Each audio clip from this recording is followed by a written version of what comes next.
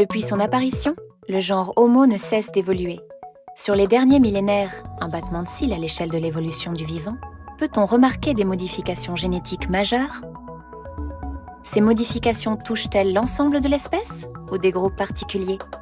Ces modifications, si elles sont avérées, sont-elles dues à des facteurs naturels ou culturels?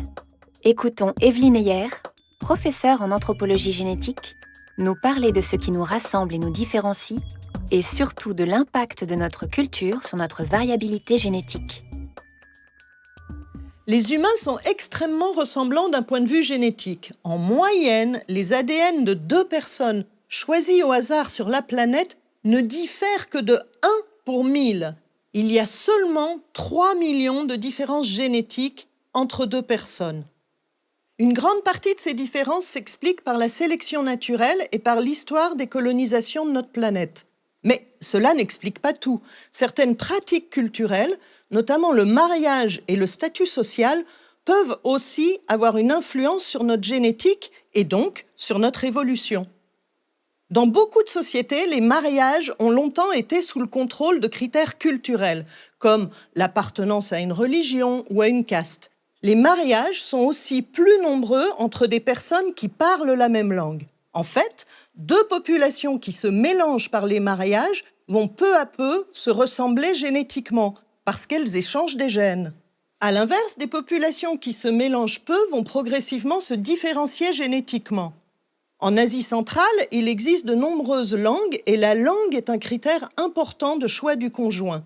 On préfère se marier même loin, mais avec une personne d'une langue similaire, qu'à côté avec une personne de langue différente.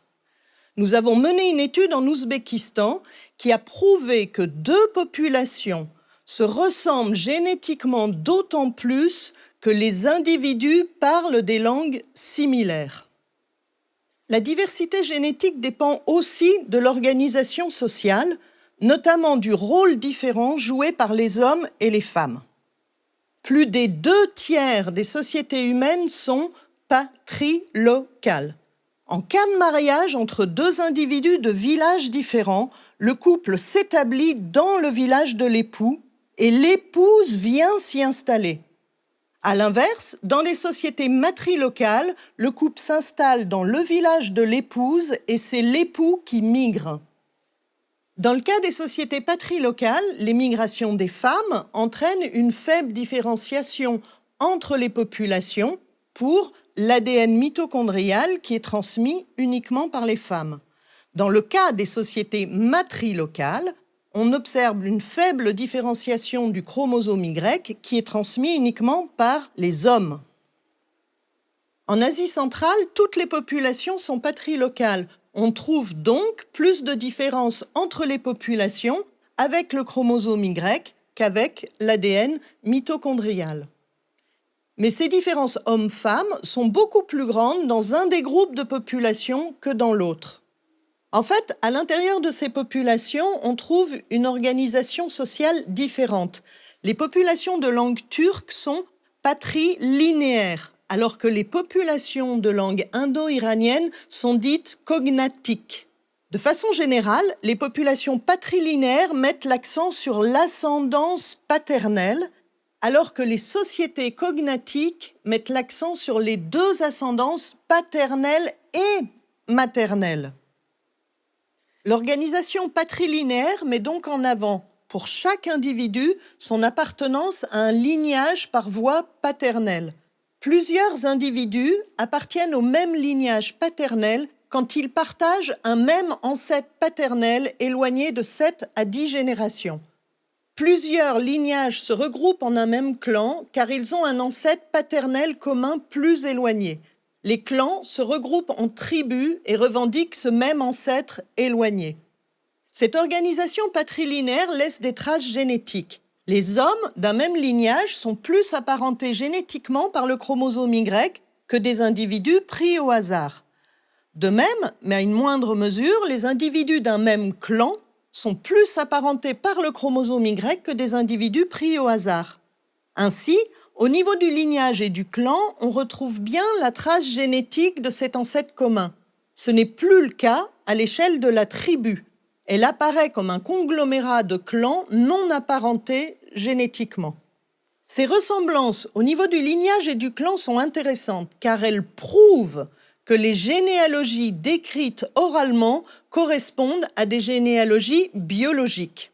Elles prouvent aussi que cette organisation patrilinéaire existe depuis au moins 20 à 30 générations en Ouzbékistan. Cette organisation sociale a donc des conséquences génétiques un peu paradoxales.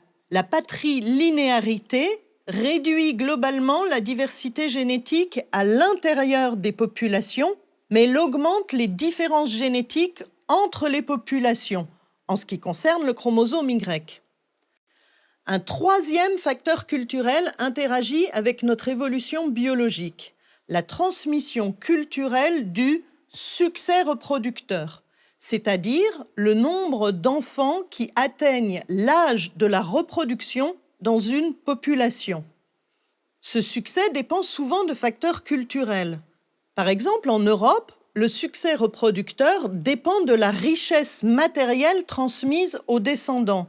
Plus ceux-ci sont aisés, plus leurs chances sont grandes de parvenir à se reproduire. Certaines variations génétiques sont finalement mieux transmises que d'autres sur plusieurs générations du fait du meilleur succès reproducteur des individus plutôt que par des avantages biologiques. On observe donc un mécanisme de sélection culturelle qui est similaire à la sélection naturelle. L'existence de cette transmission culturelle avait été décrite par les anthropologues dès les années 70. Dans certaines populations amérindiennes, les hommes de haut statut social sont plus polygames ou polygynes. Ils ont un plus grand nombre de descendants et ce fort succès reproducteur est lui-même transmis. Le ou les fils des individus les plus polygynes sont eux aussi plus polygynes et ont donc à leur tour un plus fort succès reproducteur.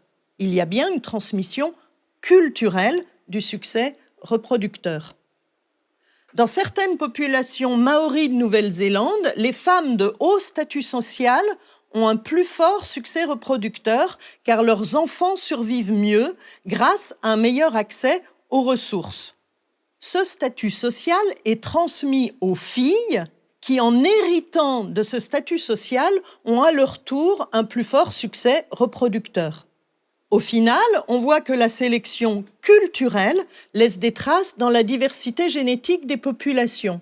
En s'appuyant sur ces traces génétiques, à l'aide de la théorie de la coalescence, nous avons pu mettre au point un test génétique qui permet de détecter l'existence de cette transmission du succès reproducteur. En appliquant ce test sur les populations d'Asie centrale, nous avons pu mettre en évidence dans les populations patrilinéaires une transmission par voie paternelle du succès reproducteur.